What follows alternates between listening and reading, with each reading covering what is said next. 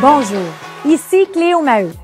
J'accompagne depuis des années des entrepreneurs et des dirigeants dans la croissance de leur entreprise. La raison d'être de ce podcast est de faire briller leur histoire en dévoilant leur parcours souvent atypique et comprendre la différence qu'ils font dans la vie des gens. Dans cet épisode, nous recevons Pierre-Étienne Chamard, président de DX, dit Président Souriant. Vous découvrirez comment un jeune étudiant tripeux de party a su transformer l'industrie de l'événementiel. Bonne écoute!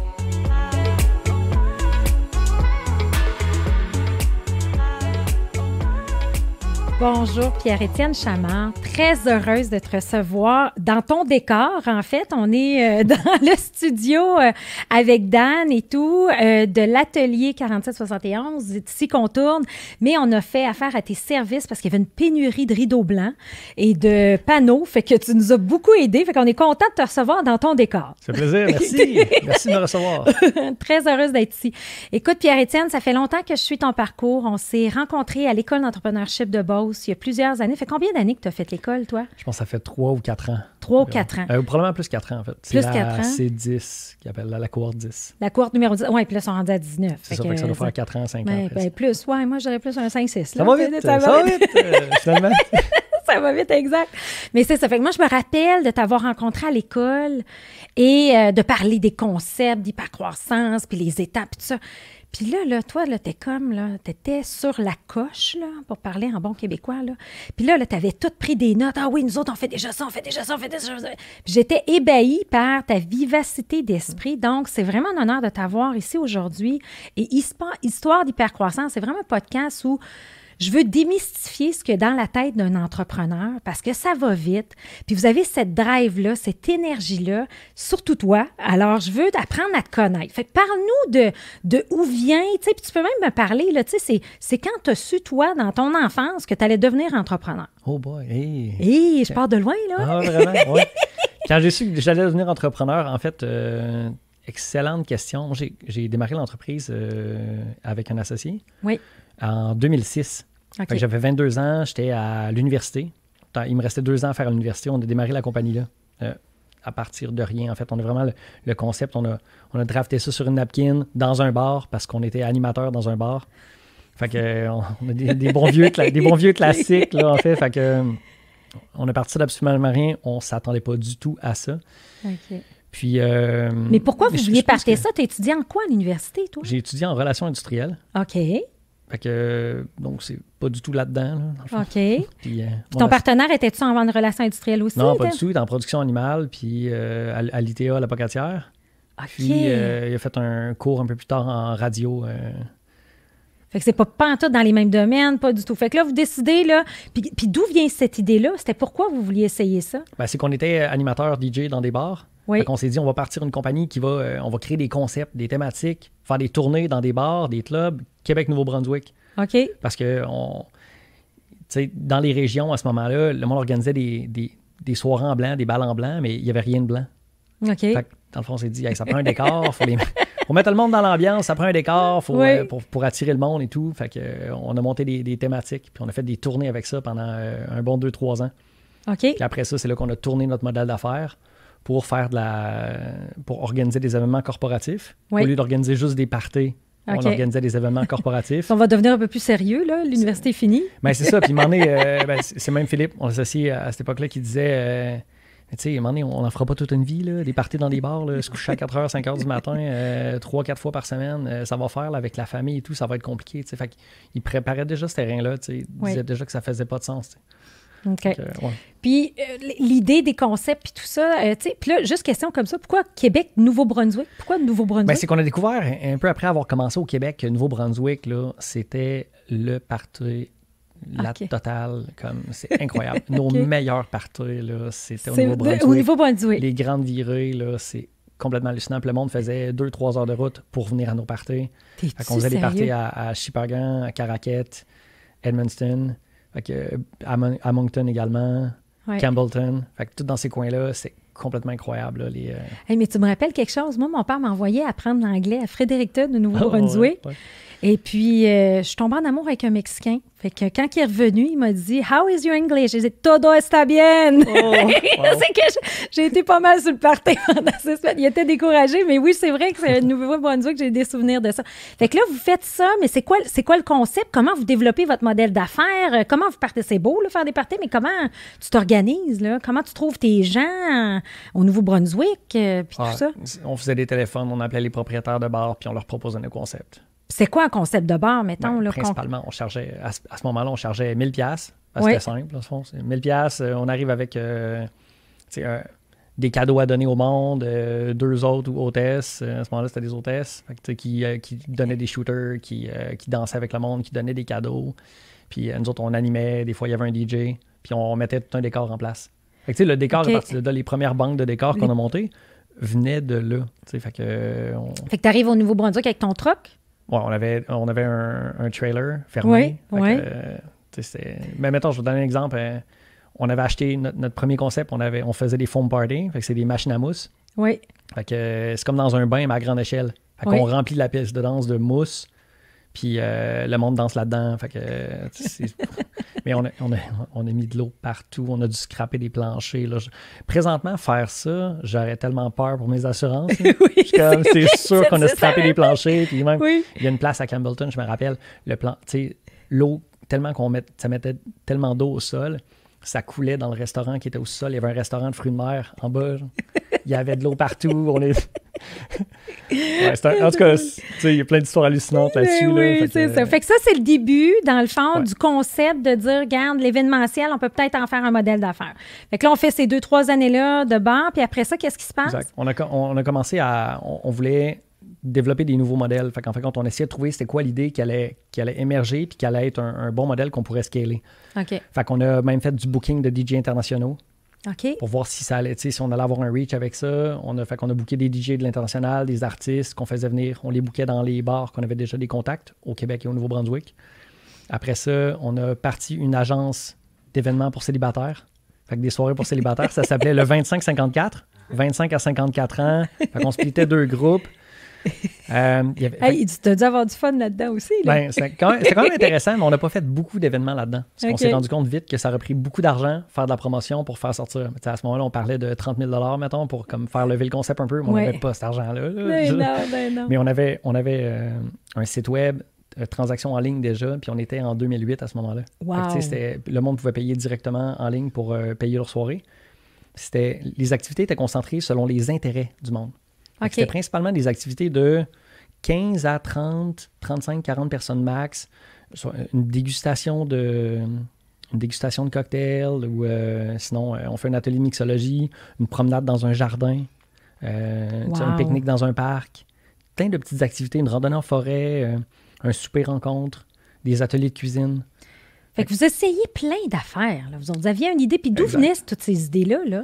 Dans le fond, ça venait de soirées probablement un peu arrosées. On lance des idées et on se dit, il y a peut-être quelque chose là. Une autre idée qu'on avait eue à ce moment-là, ça s'appelait Party en boîte. Oui. Fait qu'on avait fait un logo, tout le kit avec le Party en boîte, puis on voulait faire peut-être 3 packages. Fait que, principalement, mettons, quelqu'un, il y a une activité de Saint-Valentin ou le Nouvel An arrive, la célébration du 31 décembre. Je veux acheter un package, j'ai quelques personnes à la maison, j'ai 10 personnes. Fait que je vais acheter une boîte avec des accessoires pour 10 personnes. Fait que je vais acheter un package à peut-être 60 $. Il va pas avoir un autre package avec plus de monde à 100 $ ou à 150 $. OK. Fait que selon différents thèmes, selon différentes célébrations, tu achetais ton party en boîte, puis on te livrait une boîte par la poste. Tu avais plein d'accessoires dedans que tu peux utiliser. Puis des trucs un peu, très peu communs là, qu'on trouvait soit sur eBay ou sur des sites de fourniture, de party, mais que pas nécessairement accessible à ce moment-là. Pour Dollarama, là, tu sais, ou c'est ça, le c'est ça. prix, là. Mais là, quand même, il faut se dire que le Dollarama a vraiment excellé dans les 10 dernières années à vraiment tout amener des nouveaux produits, des nouvelles fournitures. Fait que quand même, il faut leur donner ça, c'est clair. Là. Mais on n'a pas créé cette compagnie-là, finalement. Puis on avait des idées un peu folles, comme on voulait faire une mystery box, puis charger 250 $, qui est un prix vraiment plus élevé que toutes les autres boîtes, mais avec juste un point d'interrogation. Fait que ça, on trouvait ça particulièrement excitant. Fait que on avait déjà à ce moment-là les petites idées pour créer une expérience client mémorable. Oui. Puis c'est des petits trucs un peu, tu sais, je dis stupide, là, mais c'est des petits trucs comme ça. Mais qui font toute la Des différence. petites subtilités qui font toute la différence. Tellement. Ouais. Puis je pense que ça se poursuit encore dans ton modèle d'affaires, parce que je connais bien ton modèle d'affaires, puis on va le voir évoluer. Mais je suis contente d'entendre ça. J'avais jamais entendu ces histoires-là, dans le fond, Pierre-Étienne. Ça, c'est bon.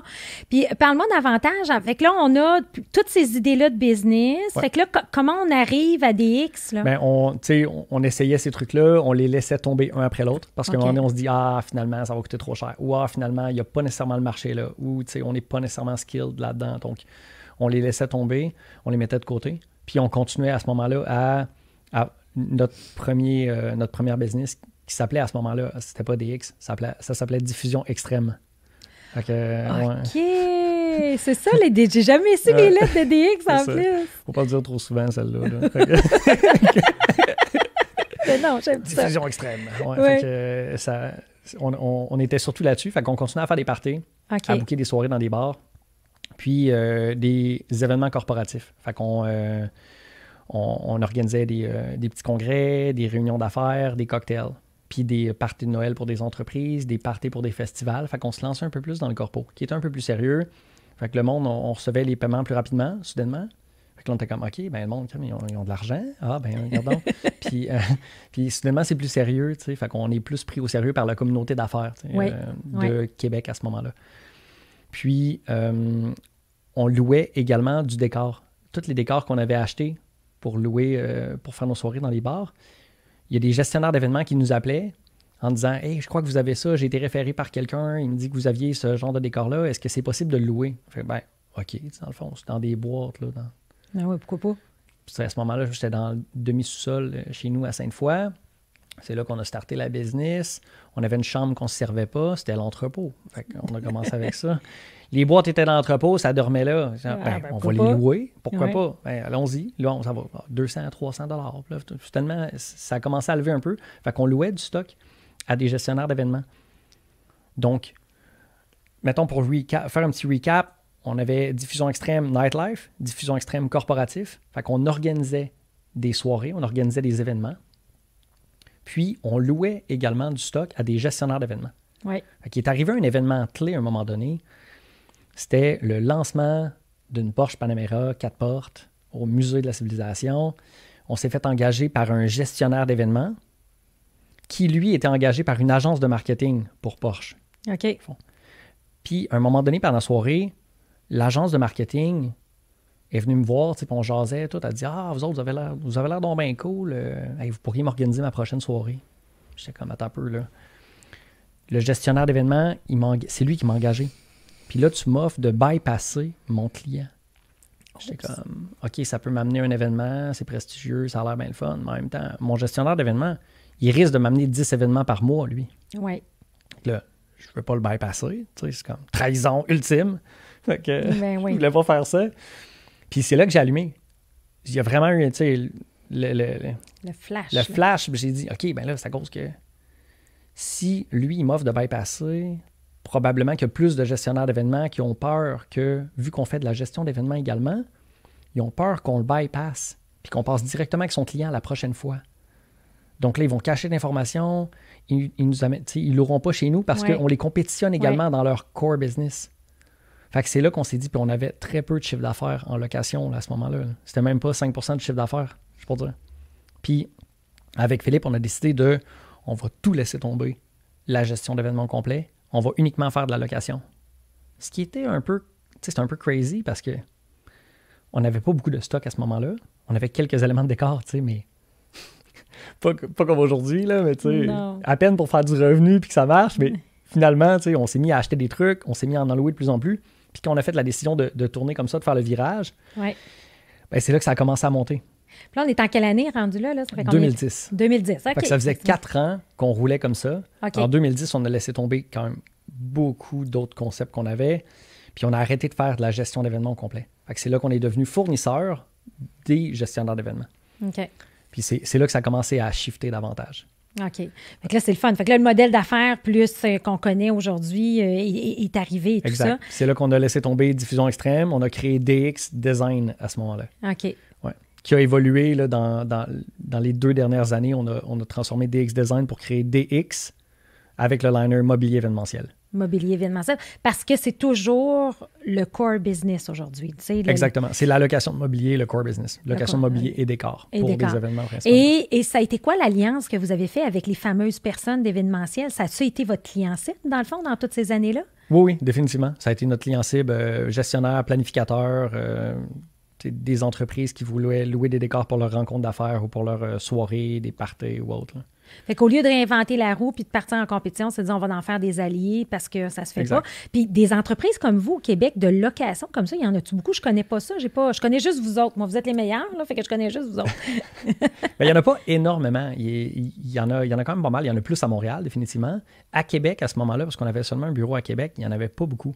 OK. Puis c'était difficile de trouver des éléments de décor ou de mobilier. Il n'y avait pas de mobilier à Québec principalement. Là. Il y avait seulement des chaises, des tables de base. Oui. Tu organises un mariage avec une tente blanche, genre, là? Exact. Ou... Il y avait des tables pliantes. Rien de beau, rien de luxueux. Des couvre-chaises, surtout des nappes. Mais il n'y avait pas de mobilier en tant que tel. Tu ne pouvais pas louer des tables en bois ou des fauteuils, des sofas. Il n'y en avait pas à ce moment-là. OK. Fait qu'on a été les premiers à Québec à amener ça. Puis... en éléments de décoration, c'était difficile de trouver des... Même nous autres, en tant que gestionnaire d'événements, on essayait de trouver des props, là, différents éléments de décor thématique. Oui. Puis on se faisait toujours dire par différents fournisseurs, c'est impossible. On ne pourra jamais trouver ça. Je peux pas te faire ça pour cette date-là. C'est comme, non, personne ne fait ça, tu ne trouveras pas ça. Fait que, puis nous autres, on réussissait toujours à ce que ça marche. OK. Qui est la grande force de DX. Mais ça a été un peu ça, dans le fond. Même si on a une semaine, 2 semaines, ben voyons, comment ça, c'est impossible? C'est impossible. On va le trouver. Impossible. Il est mieux de se lever tôt en matin. Mais ça fait pas partie de ton vocabulaire, ça. Non, il y a une couple d'affaires qui fait pas partie du vocabulaire de même, qui crée certaines frustrations. Où tu dis ça fait pas le faire. Mais justement, es-tu d'une famille d'entrepreneurs, toi? Mon père, oui, il était comptable agréé. Il y avait un bureau. Il y avait 3 bureaux, en fait. Saint-Jean-Port-Joli, Saint-Pamphile et La Pocatière, qui a vendu à Raymond Chabot quand j'avais 18 ans. OK. Fait que, tu l'as vu gérer des gens, gérer des employés. C'est quoi ton souvenir de ça, là, tu sais, quand tu es né avec un père qui est dans le monde des affaires?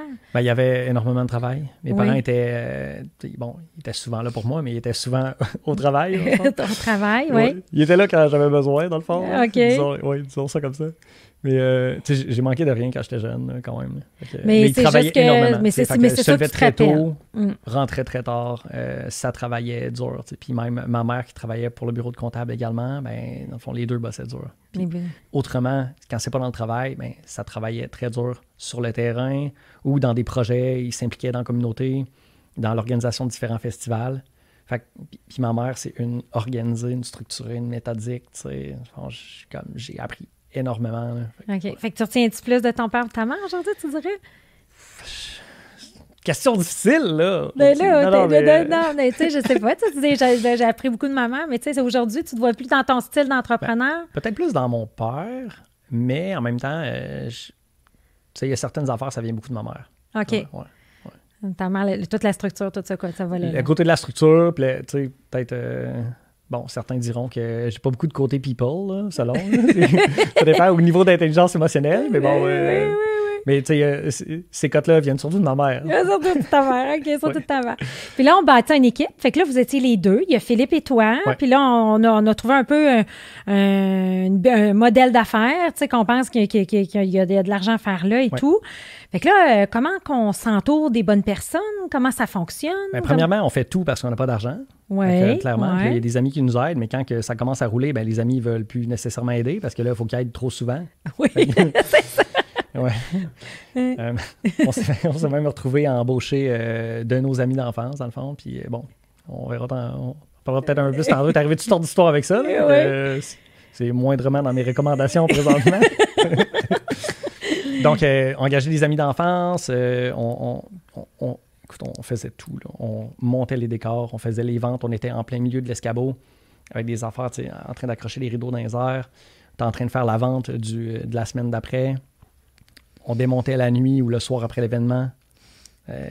On rentrait, dormait 2-3 heures, on recommençait le lendemain matin. C'était complètement hallucinant. Puis je sais que tu es un passionné d'escalade, là. Puis c'est ta grande, grande, grande passion. Mais avec toutes ces années-là, as-tu eu le temps de faire de l'escalade comme tu voulais? Puis du sport? Tu es un grand sportif? Comme je voulais, c'est relatif. Là. Je te dirais que dans les premières années, dans les 10 premières années de la business, en fait, j'ai fait énormément de sacrifices. OK. Puis probablement que quelques-unes de mes ex pourraient témoigner de nombreux sacrifices. de trop impliqué. Mais c'est-tu parce que, tu sais, puis ça a un rapport avec tes parents que tu as tout le temps vu travailler puis ça fait partie de toi? Y a-tu des leçons apprises là-dedans? Peut-être que ça vient de là. En même temps, ça vient aussi... j'ai fait beaucoup d'athlétisme quand j'étais jeune, à partir de secondaire 3. Donc, pendant une douzaine d'années, j'ai fait de l'athlétisme. J'ai été dans le Rouge et Or aussi pendant 8 ans en athlétisme. Oh, wow! Fait que ça m'a vraiment... Ça a été comme... Les notions de focus, de discipline, d'excellence, la résilience, là, vient énormément de là. Même si ça fait mal, même si c'est difficile. Puis un peu l'éternel, ça va tout le temps aller mieux, ou la prochaine va être meilleure, ou tu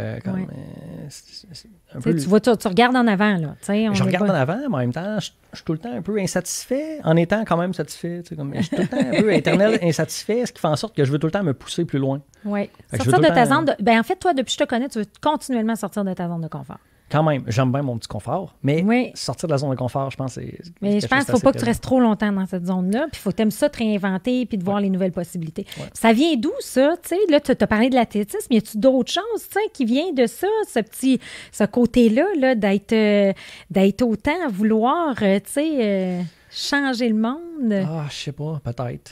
Pas nécessairement de l'athlétisme, ça, exactement, de vouloir transformer ou de vouloir révolutionner ou changer le monde. Je pense que ça vient plus des inspirations entrepreneuriales, tu sais, comme par exemple, là, Elon Musk, c'est pour moi un modèle, mais pas depuis l'année passée. Dans le fond, ça fait plusieurs années, là, depuis qu'il a développé et vendu PayPal.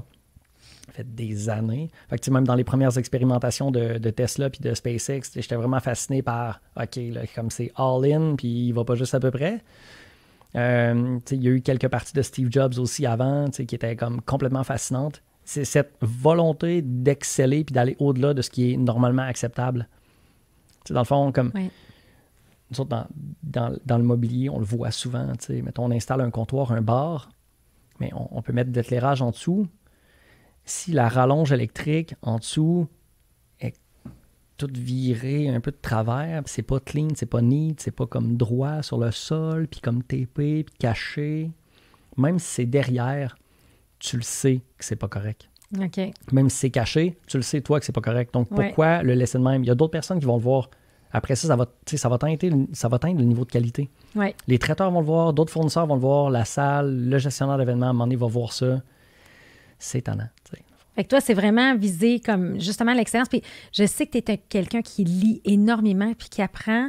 Fait que tu as des sources d'inspiration de grands penseurs comme ça. Mais c'est quoi la meilleure façon pour toi d'apprendre? Tu as fait l'EEB, l'École d'entrepreneurship de Beauce, mais est-ce que tu lis beaucoup? Est-ce que... J'écoute énormément de livres audio. OK.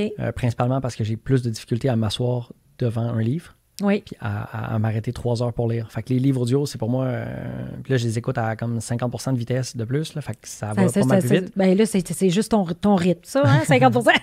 Comme ça, 50%. Mais ça permet de lire beaucoup plus... de passer à travers les livres plus rapidement. Puis d'assimiler les connaissances. Puis... en fin de compte, principalement, ça passe par les livres audio, sinon des discussions avec d'autres entrepreneurs. J'ai beaucoup d'amis entrepreneurs, j'ai des réseaux aussi dans lesquels je participe. Ça m'amène énormément de sources d'inspiration, d'apprentissage. Puis ça permet d'échanger en même temps. Fait que ça, c'est super pertinent pour moi. Ça fait du bien, c'est ça. Fait que là, tu disais tantôt, tes 10 premières années, ça a été, tu sais, justement, comme un vrai entrepreneur, on s'investit, on se donne corps et âme et tout. Y est-il arrivé un déclic à un moment donné où tu dis, oups, il faut que je pense un petit peu plus à moi, ou, tu sais, je retrouve un petit équilibre? Ou... pas nécessairement, je pense. T'as encore le pied dans le fond? J'ai encore le pied pas mal.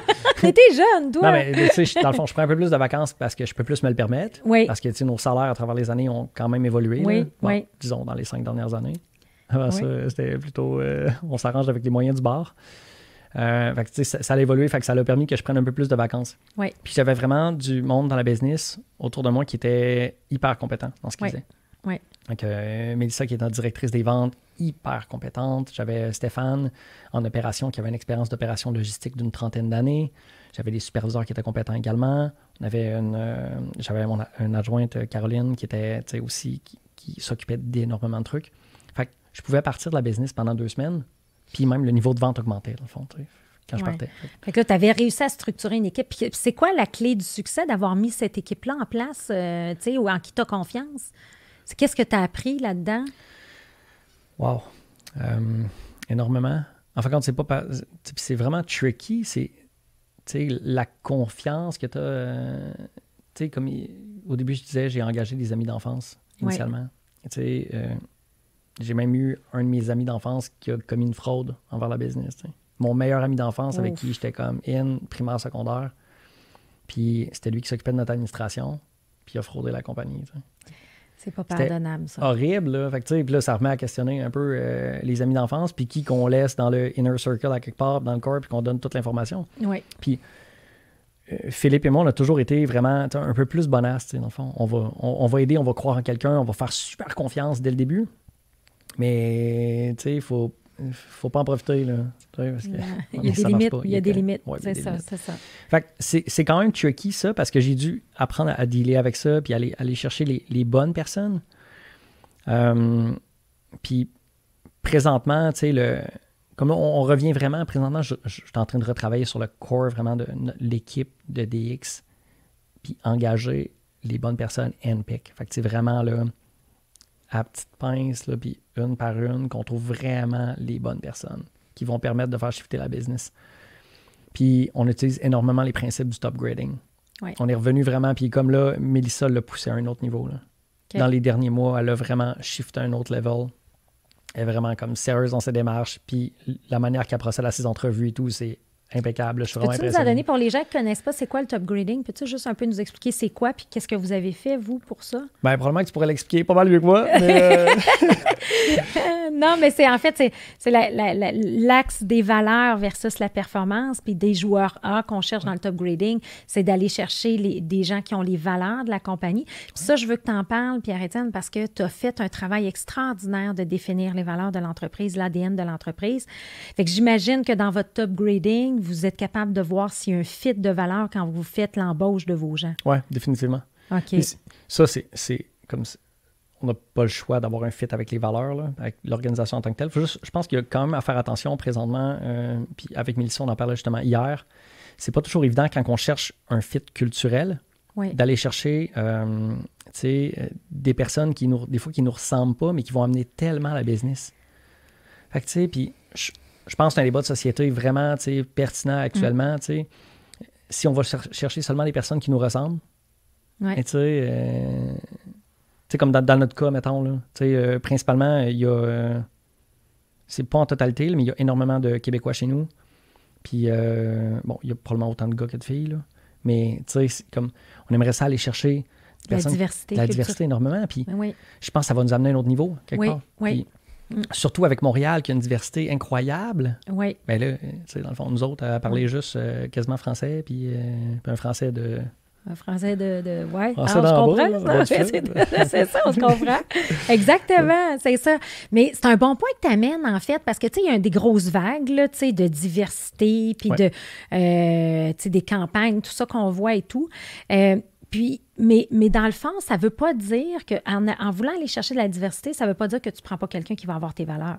Non, exactement. Faut que ça suive l'ADN quand même. Ça suit l'ADN. Mais c'est que des fois, on dévie l'ADN un peu pour aller chercher quelqu'un qui va nous ressembler. Fait que, il faut comme faire attention à ça. Là. Il y a comme une petite distinction. Il faut essayer de ne pas trop se créer de biais en fait, de perception. C'est quelque chose que tu amènes souvent quand je fais, du moment que je faisais des événements publics en présentiel. Tu faisais toujours une belle présentation sur ton ADN. Mais j'aimerais ça que tu nous en parles parce que tu es probablement l'entrepreneur qui a su autant bien définir, imager, vulgariser une ADN. Je te cite souvent un exemple, j'aimerais ça que tu m'en parles. Bien, par chance que j'avais une bonne designer graphique. Non, mais au-delà de ça, au-delà de ça. Oui, mais en fait, on est parti des concepts stratégiques de Gazelle, principalement, parce que dans la stratégie en tant que telle, puis dans ces concepts-là, dans les concepts d'ADN, de raison d'être, puis de BHAG, la vision de l'entreprise, en fait, si c'est pas clair pour l'entrepreneur, c'est certainement pas clair pour le monde, les personnes qui travaillent à l'intérieur de l'entreprise. Fait que si c'est pas clair pour les personnes qui travaillent dans l'entreprise, qu'est-ce qu'ils vont offrir comme expérience aux clients? C'est quoi l'alignement commun qu'ils vont avoir? Fait que dans le fond, si on est tous dans un bateau puis on rame pas à la même vitesse, bien, définitivement, le bateau ira pas si vite que ça, puis probablement qu'il ira pas dans la bonne direction, ce qui est très dangereux, dans le fond. Parce que virer en rond, ça amène pas... ça va pas très loin, d'habitude. Ou ça prend vraiment longtemps. C'est long, donc, c'est ça. Fait qu'on on a redéfini ces concepts-là. On a fait des sessions stratégiques avec beaucoup des sommets stratégiques qu'on appelait. On se réunissait dans des chalets avec plusieurs personnes de l'équipe. Puis, on repensait tout le temps ces concepts-là. Jusqu'à temps qu'on arrive à un moment donné à définir notre raison d'être, à définir notre BHAG, le Big Area Audacious Goal, qui est notre concept de vision, en fait. Puis à définir nos valeurs, qu'on appelle l'ADN. Parce que, tu sais, puis on a défini ça, là, à peu près quoi, là, 9 ans après avoir créé l'entreprise. Ce qui est tard, là, c'est hyper tard. Parce qu'on entendait parler de ça tout le temps dans toutes sortes de 5 à 7 ou autres, ou dans des réunions d'affaires, ou dans des formations. Vision, mission, vision, valeur. C'est super important, il faut que vous ayez ça, sinon vous n'irez jamais très loin. OK, ouais, mais dans le fond, les valeurs, puis moi, je voyais ça gros. Puis en même temps, c'est super important, mais c'est que je le voyais tellement gros, puis je voulais pas prendre la mauvaise décision. Fait que dans le fond, l'absence de décision était ma décision dans ce cas-là. Ouais, le statu quo, là, tu sais, mais à un moment donné, t'as pas le choix. Là. Ce qui marche pas, dans le fond. Il faut comme à éviter. À éviter. Vaut mieux prendre une décision, oui. Quitte à la changer une couple de fois. Mais c'était la décision à ce moment-là, tu sais, avec l'expérience qu'on avait. Fait qu'on a pris le temps de bien définir ça. Donc, on a fait plusieurs rencontres pour déterminer 5 composantes de l'ADN. On a appelé ça l'ADN parce que ça collait beaucoup mieux pour nous autres. C'est ce qu'on a dans le sang, là, fait que ça nous parlait beaucoup. Puis, ça définissait bien aussi, si tu n'as pas ça, ben, dans le fond, tu ne fites pas dans l'organisation. Fait que ça aidait en même temps, puis ça collait bien. Tandis que valeur, on dirait que c'était plus considéré comme des valeurs personnelles. C'était très... ça appartient à chacun, puis c'est différent. Non. Vous l'avez jazzé de votre façon. Comme moi, j'haïs le mot mission. Tu sais, mission, on s'en va pas à guerre. Non, peux-tu parler de la raison d'être, le pourquoi, qu'est-ce qui te passionne, qu'est-ce qui te fait... Et en parlant de raison d'être, quelle est la raison d'être de DX? Transformer l'industrie événementielle au pays. C'est pas rien. C'est assez clair. Mais c'est ça, on s'en va là. On s'en va là. Ah, j'aime ça, c'est ça. Mais justement, et ce qui est le fun d'avoir une raison d'être en une phrase comme ça, c'est probablement... Puis là, on va arriver au contexte actuel avec la pandémie, mais tu sais, ça te permet de dire oui ou non à certains projets, certaines opportunités d'affaires, c'est certaines... Tu sais, donc c'est ça la raison d'être, elle te sert à ça, là. Exact. Puis avant la pandémie, on était toujours là-dedans. OK. Transformer l'industrie événementielle au pays, ce qu'on voulait, c'est vraiment élever les standards des fournisseurs en place. Carrément, on se comparait tout le temps. Mettons qu'on prend une échelle sur 10. Ouais. Ce qu'on dit, c'est nous autres, on ne veut pas être 10 sur 10, dans le fond. On veut que l'échelle, on veut la monter à 14. Ouais. On veut monter, on met une limite sur 10 de par ce qu'on croit possible, de par ce qu'on connaît. Ouais. Tandis que ça devrait être beaucoup plus loin, C'est sûr qu'on va créer des affaires que personne ne croit possible présentement. On va monter l'échelle sur 14, puis on veut être 12 sur 14, 13 sur 14. C'est ça. Fait que c'est pour ça qu'on veut transformer l'industrie événementielle.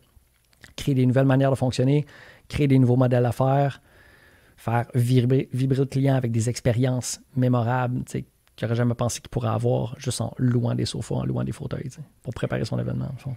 Préparer son événement. Tu es probablement le seul qui a été capable de traduire cette compétence-là que tu as développée à travers les années intuitivement.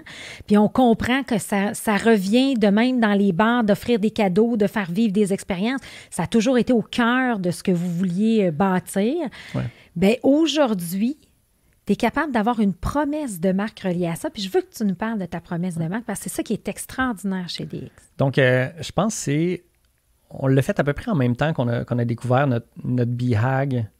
C'est à ce moment-là qu'on a, dans la même fin de semaine, je crois qu'on a mis le doigt sur quelque chose, sur une promesse de marque, mais on l'a sorti concrètement 2 ans plus tard. OK. Puis ça, c'est un peu tricky quand même parce qu'on aurait voulu le sortir beaucoup plus tôt, on considérait qu'on n'était pas prêt, puis tout ça. C'était quand même, ça a été long à mettre en place. Puis définitivement, je regarde en arrière, je dis, on aurait dû le starter plus tôt pour se pousser encore plus, puis finalement, on l'aurait fait. On se serait arrangé pour que ça soit correct anyway. C'est juste que ça aurait propulsé ça un peu plus rapidement. Mais des fois, à quel prix aussi? Exactement. Il faut penser à ça, c'est ça. Puis, vu que c'est un concept qui est ambitieux en événementiel, Ben, ça aurait pu paraître comme de la frime, dans le fond, comme juste un outil marketing qu'on lance là, une idée marketing qu'on lance là. Fait que la promesse de marque de DX, ça s'appelle le zéro fail, qui vient avec une garantie pour le client, que si on fail, le client paie ce qu'il croit juste sur sa facture. Fait que dans le fond, je donne un exemple clair, l'événement commence à 17h, si à 17h02, 3, là, il y a encore quelqu'un qui est en train de déplacer quelque chose, là, un mobilier quelconque dans notre équipe, là, ça veut dire qu'on n'a pas fini, on fail terriblement, fait que ça marche pas. Le client peut payer ce qu'il croit juste sur sa facture, selon ce que ça lui a causé comme préjudice. Mettons que lui, ça écrit bien de la frustration parce qu'aux yeux de son client, ben, il a mal paru parce que ses fournisseurs n'ont pas réussi la job comme il faut. Fait que là, c'est intéressant. Fait que là, tu nous expliques ça. Tu mets en place la promesse zero fail, mais là, ça fait combien de temps vous l'aviez mis en place? 1 an? Mais présentement, je pense que ça fait presque... Ça doit faire 2 ans là, qu'on a mis ça. Vous en est-il place. arrivé des gens qui ont payé moins sur leur facture? Oui, définitivement. Ah oui? Ben, ça arrive à peu près, je dis l'équivalent à ce moment-là. On gérait avant pandémie, on gérait entre 150 et 225 projets par mois environ. Oui. Puis, ça arrivait sur 1 à 4 projets, possiblement par mois. Là. OK. Ça variait. Fait que c'est pas beaucoup en quantité. Puis, tu sais, ça coûtait, là, ultimement, c'est pas si cher que ça. Puis, on pouvait bien dire, il va y avoir du monde qui vont abuser, dans le fond. Ben, parfait. S'il y a du monde qui abuse, c'est correct. On ne veut pas comme client. On ne veut pas comme client. On va choisir. On va dire, ça va me faire plaisir de vous référer à mon meilleur compétiteur, pas de problème. T'sais. Exactement. Si on va me faire un plaisir d'y parler, ça ne me dérangera pas. Mais si on a échappé la balle, si on a droppé la balle, puis on ne l'a pas récupéré à temps, puis on n'a rien fait, ben, dans le fond, on mérite de se faire rien payer. Ouais. Puis je vais être le premier à dire, tu sais, dans le fond, on paye absolument rien, ça n'a aucun sens, on l'a échappé comme jamais, ça se peut pas, tu sais. Ça a été quoi l'impact auprès de votre clientèle, justement, d'avoir cette promesse-là? Avez-vous vu un impact? Ça a-tu changé un peu le mood? Ça a-tu fait une belle proposition de valeur pour vos clients? Tout d'abord, ça a eu un impact auprès des employés. OK. Tu sais, qui se sont ralliés autour de ça. On a même, les employés ont signé sur la bannière. On a fait une grosse bannière de zéro fail. Fait qu'ils ont signé dessus comme vraiment un symbole d'engagement envers la promesse de marque à Québec et à Montréal. Puis, les clients, il y a eu de l'impact. Ça l'a paru pour le client qui vit un fail, qui vit une problématique puis qui veut de l'aide, mais la manière dont on va le supporter là-dedans, la manière qu'on va répondre à sa problématique, ben, c'est là que ça va gagner. Ouais. Mais quelqu'un qui ne l'a pas vécu peut pressentir ça comme de la frime marketing un peu. Oui, mais sauf qu'en même temps, quand tu livres vraiment ta promesse puis que la personne, c'est là, ben là, tu as ton client à vie. Oui, exact. Puis, c'est facile à dire dans le fond de... Ah, ben là, tu sais, parce que pour le client en général, il dit ouais, mais de toute façon, je ne suis pas satisfait, ben, je ne voudrais pas tout payer pareil, mais tu sais, puis là, des fois, il a payé à l'avance ou autre, ou tu sais, il y a plein comme d'excuses, là, mais tu sais, c'est comme, ils disent, ben, tu es un fournisseur, tu devrais livrer tant de pièces de mobilier, de la bonne couleur, en temps. Ouais. Mais la réalité en événementiel, c'est qu'il y a tellement d'imprévus, tellement de choses qui arrivent, puis les fournisseurs qui droppent la balle, mais qui la laissent à terre, il y en a beaucoup. Parce qu'il y a tellement d'événements, il y a tellement de volume. Fait qu'à un moment donné, sur le pourcentage, ben, c'est normal qu'il y ait des balles qui droppent à un moment donné. Ça arrive, là. C'est sûr. On n'est pas infaillible, puis on est humain, là. Oui, exact. Tu as un gros deadline qui est l'événement qui commence. Fait que dans le fond, faut que tu sois capable d'attraper la balle puis de faire quelque chose avec puis de dire, OK, je corrige le problème immédiatement puis on met les efforts en place pour que ça fonctionne. C'est que dans le fond, c'est que ça donne un genre de mantra à l'équipe de dire, regarde, voici la culture d'entreprise, voici comment on se positionne, voici ce que nous, on fait. Puis il y a même, parle de ton étampe, je trouve ça cool, l'étampe. Oui, ben on a créé une expérience autour de ça. Fait que tu sais, qu'on parlait d'expérience encore, il y avait une valise qui était une valise grise en chromé puis avec... donc, le client, à la fin du montage, le chef d'équipe allait voir le client avec la valise, l'agent de mallette. Là, tu parles dans le passé, c'est juste parce que la business a réduit. Exact. Ben, je vais parler juste de la transition du zéro fail, de l'étampe et tout, ce qu'on a fait pour corriger ça. Parce qu'en fin de compte, là, avec la pandémie, comme faire signer des papiers aux clients, c'est tricky un peu. Oui. Fait qu'on a fait d'autres choses avec ça. Je vais y venir. Donc, l'expérience avant pandémie pour le zéro fail, à chaque montage, donc peu importe ce qui arrivait, à chaque montage, le chef d'équipe allait voir le client, ouvrait la mallette. Dans la mallette se trouvait une grosse étampe, là, vraiment grosse. Puis, il fallait que le client prenne la grosse étampe zéro fail, l'étampe sur le bon de sortie, donc le bon de livraison, en fait. Puis là, il y avait le gros stamp. On avait fait un gros stamp de zéro fail. Puis, il y avait une toute petite étampe avec de l'encre rouge qui était fail, dans le fond. Ce qu'on voulait, c'est qu'en fin de compte, pas que le client étampe fail. S'il y a un fail, là, le chef d'équipe va prendre sur lui, il va dire, tu sais, shame on us, on a vraiment fait une erreur, tu sais, on est vraiment, tu sais, on est absolument désolé. Va prendre l'étampe fail, va l'étamper lui-même. Dans le fond, fait pas étamper le fail au client. Là, l'expérience client n'est pas bonne, puis ça n'a pas rapport. Là. Fait que, tu sais, dans le fond, c'est nous autres qui déterminent qu'il y a vraiment quelque chose. Fait que, il y a. Puis, tu sais, c'est le client qui choisit ultimement. Puis même si le client s'est senti devant le chef d'équipe, mettons qu'il se sentait mal pour le chef d'équipe, puis il a étampé 0 fail, même à ce moment-là, il y avait quelque chose à dire après, il revenait à son gestionnaire de compte, puis il disait, j'ai été déçu de telle affaire, mais à ce moment-là, on assurait la garantie du 0 fail quand même. Là. Parce qu'il faut se rendre jusqu'au bout de l'expérience. Mais c'est juste que le truc avec la mallette était quand même une expérience un peu débile. Puis dans la folie d'une préparation d'événement, le client, il n'a pas le temps. Non. Il est en train de gérer bien d'autres problèmes. Là, tu y arrives avec la mallette, tout, mais tu sais, tu dis, hey, ça va prendre 10 secondes. Puis là, il voit ça, il est surpris, tout d'un coup, il s'arrête. Oui. Il dit, c'est quoi ça? Puis là, moi, je vais étamper. Puis c'est ça qu'on a créé comme expérience. Oui. C'est que même là, le client, vu qu'il commandait, il recommandait chez nous, ben, il pouvait dire à notre chef d'équipe, je l'attends, là, ton étampe. Ah, je l'attends, ton étampe, fais attention à ce que tu fais. Tu sais. Puis là tu sais, il se niaisait un peu comme ça. Fait que, tu sais, ça a créé cette petite excitation-là. Oui. Fait que ça, c'était très cool. Puis là, ce qu'on a fait avec la pandémie, on a développé une petite application. Okay. Fait qu'en fait, le chef d'équipe envoie un message texte au client sur place. Il dit, tu cliques sur ton cellulaire sur le lien qu'on t'envoie, puis tu peux swiper à gauche ou à droite sur 0 fail ou fail.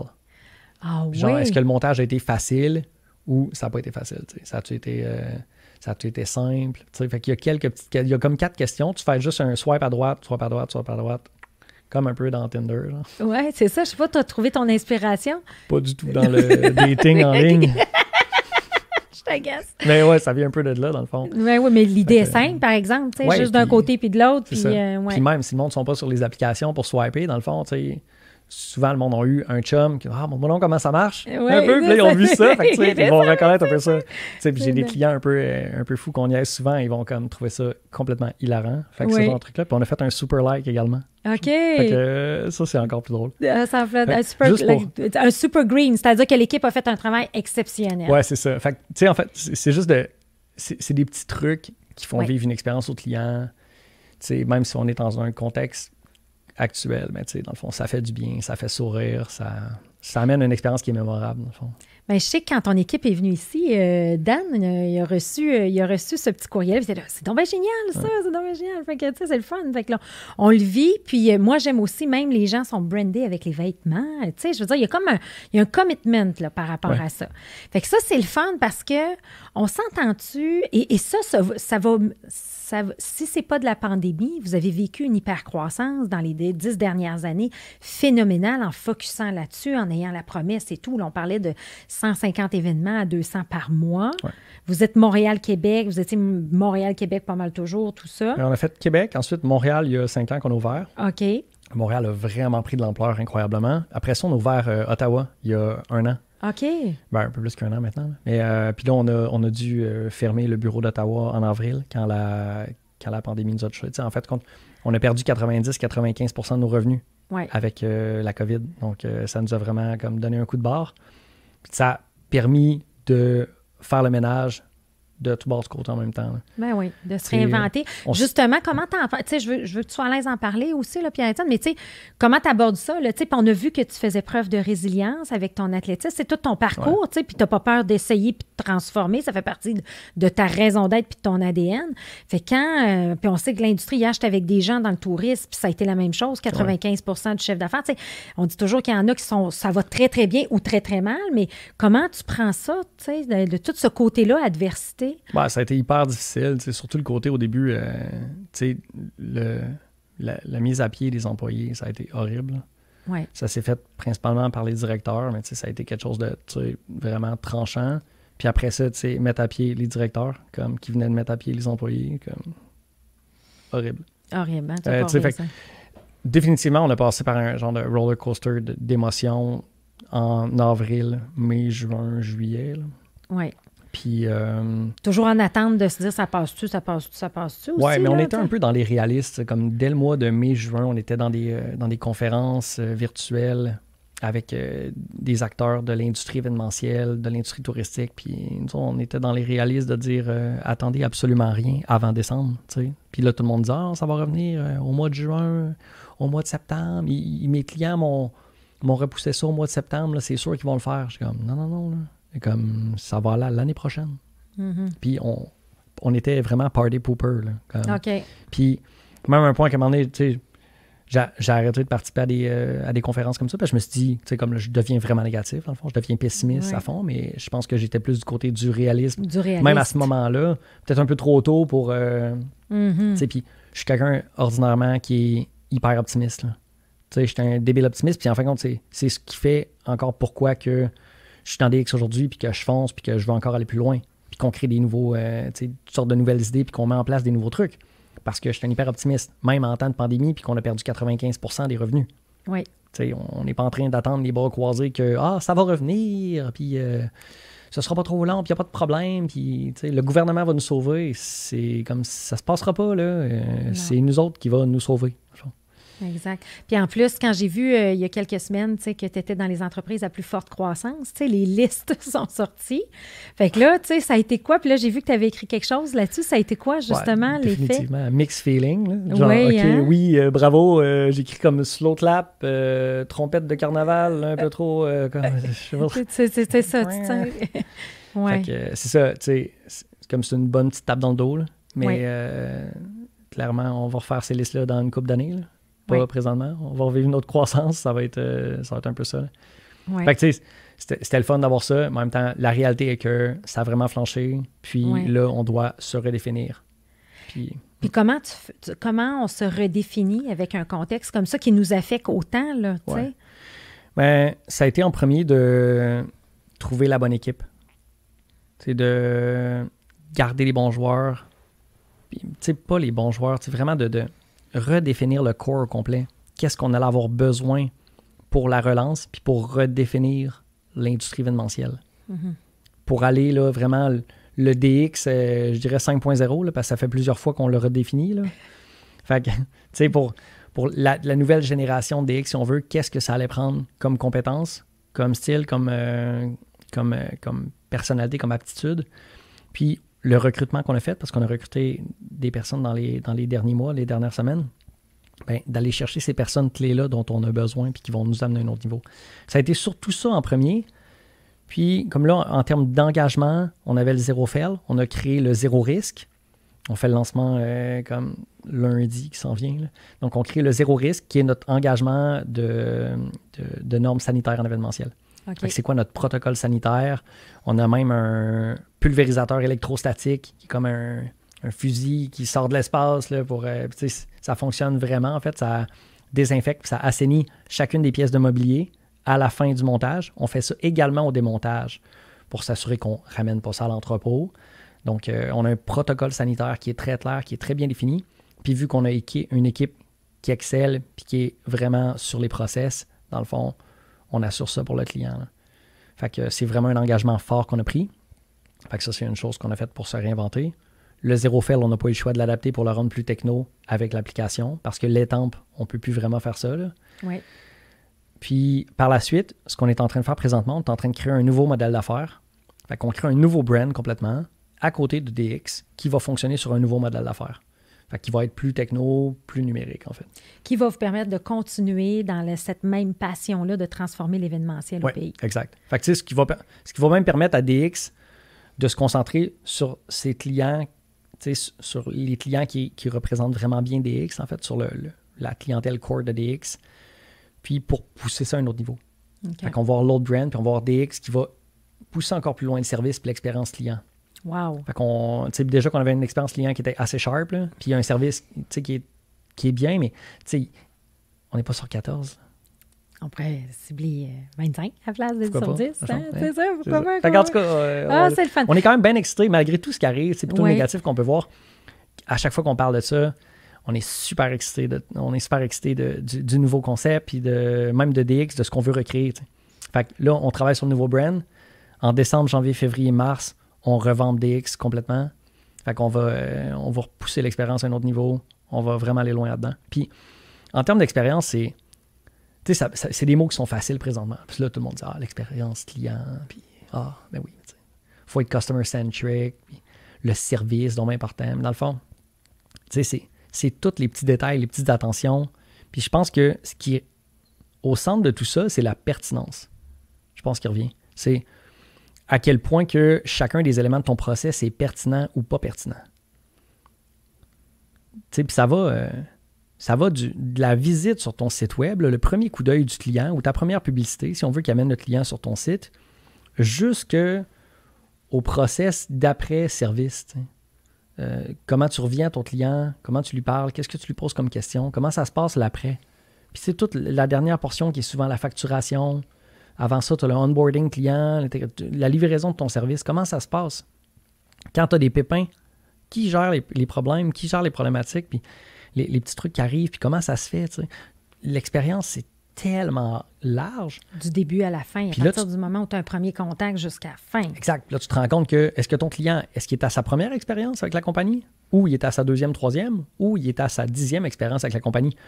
Il ne vivra pas la même expérience. Fait que tu ne peux pas les rentrer toutes dans le même bateau, de la même manière, à X moment. Tu sais. Fait que, il y a ça à penser également.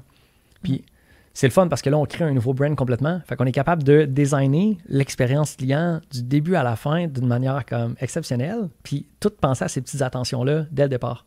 Tandis que DX, il va falloir qu'on élimine plein de trucs. Il va falloir qu'on crée des nouveaux process, des nouveaux petits concepts qu'on va mettre en place aussi. Parce que ça va faire partie de ce que le client a vraiment besoin, mais d'y faire vivre une expérience d'une certaine manière aussi. On peut dire que tu comprends l'expérience client. Là. Moi, j'aimerais ça. Là. J'ai beaucoup de clients qui sont vraiment dans du... Tu sais, ils disent, nous autres, on est vraiment bons dans l'expérience client. Ah oui, t'as mesures-tu? Ah non, mais je sais qu'on est bon, les clients sont contents. C'est bon. Combien de fois qu'on l'entend, mais classique. De se commettre réellement là-dedans, puis de faire ce que tu fais, il y a très peu de gens qui sont capables d'aller au fond des choses.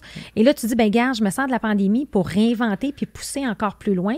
Puis ce qui est intéressant aussi, c'est que tu vas utiliser les technologies parce qu'on dit tout le temps, notre fameux 10 ans technologique, on l'a écopé en quelques mois, là, en termes d'apprentissage. Fait que là, d'où la nouvelle équipe, le core team qui arrive où probablement tu t'équipes de nouvelles compétences aussi pour faire ce nouveau modèle d'affaires-là. Fait que est-ce que la mobilisation des troupes, la motivation des troupes, comment ça va? T'sais, parce que là, c'est bon, on a les idées, mais comment ça va? C'est quelque chose de tricky parce que là, on est beaucoup à distance. Oui. Ça, c'est particulièrement la mobilisation, l'engagement à distance, c'est pas si évident que ça. Parce que, mais on voit que quand on se rencontre, quand on est en personne, c'est là que ça drive. Puis là, tu vois les étoiles, tu vois que ça brille, il y a quelque chose. C'est là que ça prend tout son sens. En live, en stream sur Zoom ou sur Meet ou Teams, c'est vraiment difficile.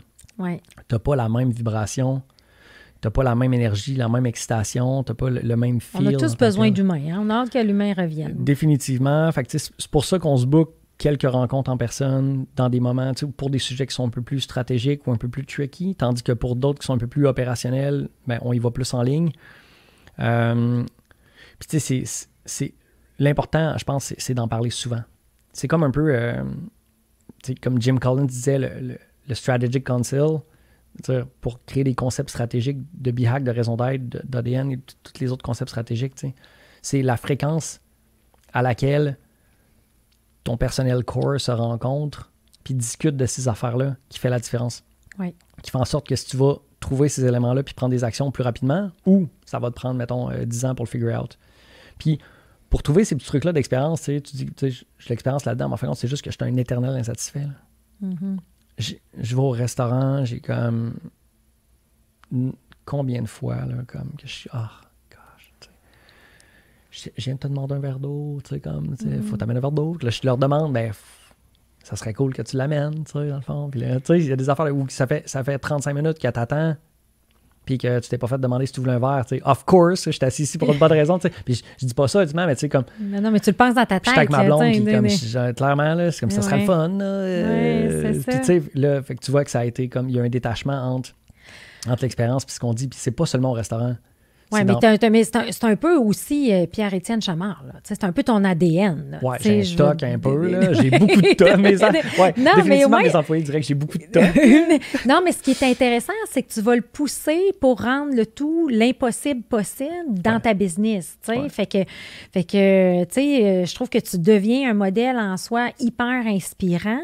Puis, tu sais, moi, ce qui me fascine aussi, Pierre-Étienne, c'est qu'on est ici aujourd'hui, on se parle, puis c'est la résilience que tu as dans tout ça. sais. La résilience, tu sais, tu peux être très résilient puis laisser les choses aller, mais au contraire, il y a toute cette notion-là de drive, de nouvelles choses à conquérir. Ouais. Alors, j'oserais te demander, est-ce que tu as un nouveau but hautement audacieux et grandiose, un nouveau BIHAG? As-tu des choses dans ta tête qui trottent de dire tant qu'à réinventer ou tu es en train de le définir? Ben, pour DX, il faut redéfinir le BIHAG parce que avant la pandémie, on avait le BIHAG avec SpaceX qu'on voulait réaliser l'aménagement pour le lancement de la première navette de SpaceX vers Mars. Fait qu'on voulait meubler cet événement-là avec DX. Puis là, avec Mélissa, on regardait ça récemment. On se dit, définitivement, le BIHAG ne colle plus vraiment à notre réalité. Il faut qu'on trouve quelque chose de nouveau. Il faut revamper ça. Je n'ai pas encore trouvé c'est quoi pour DX. Je crois avoir trouvé le BIHAG pour notre nouveau brand, mais je ne suis pas encore sûr présentement du truc. Là. Je ne suis pas persuadé encore que c'est bon. Au moins, ce que j'aime, c'est que tu y penses puis tu te mets un objectif ultime. Ouais. Malgré tout ce qui se passe, tu le fais. Il y a beaucoup d'entrepreneurs qui vont dire « la business va bien ». Présentement, en temps de pandémie, ils ne pensent pas au futur. Oui, mais tu sais, comme même nous autres, ça allait vraiment bien avant. On était en super belle croissance. C'était trippant. Puis tous les indicateurs étaient à la hausse. Là.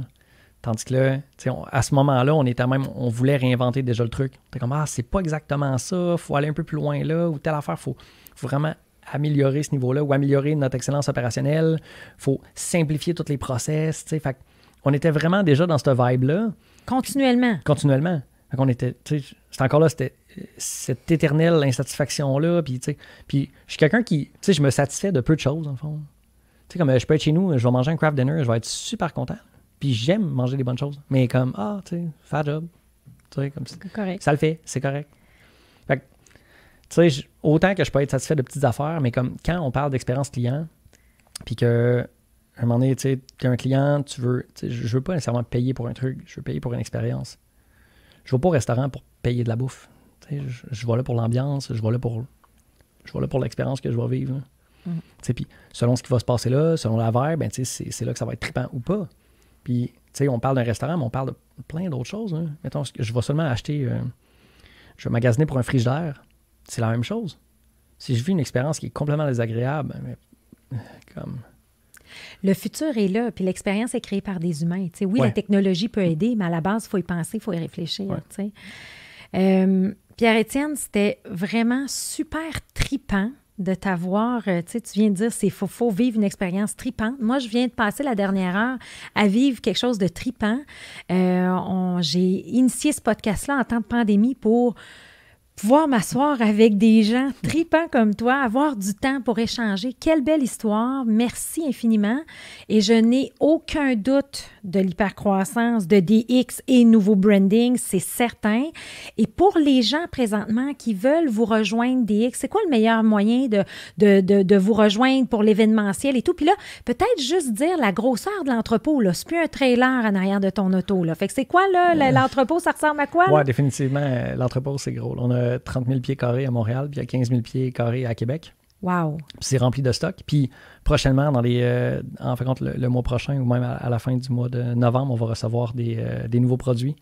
Fait que même en tant que pandémie, on a continué à faire des achats parce qu'on est confiant de ce qui s'en vient. Puis même actuellement, avec les studios qu'on meuble, il y a des besoins en mobilier. Fait qu'on veut être capable de mieux cibler cette demande-là. Fait que c'est pour ça qu'on a acheté quand même beaucoup de stock. Fait qu'on est super excités de ce qui s'en vient. Fait que les rackings sont remplis de stock jusqu'au plafond. On est prêt pour des événements. Fait que c'est quoi la meilleure façon de vous rejoindre? Sur dx.ca, tout simplement. Okay. Allez voir le site dx.ca. Les façons de nous contacter sont assez nombreuses. C'est super simple. On a une équipe exceptionnelle. Merci de l'invitation, Cléo. Écoute, ça me fait tellement plaisir. Puis moi, j'ai vécu une belle expérience. Puis si vous voulez une expérience qui est comme hyper enrichissante puis avoir du fun, hein, parce qu'on a tous besoin d'un contact humain fun, DX est là pour vous. Fait que merci encore, Pierre-Étienne. Vraiment apprécié.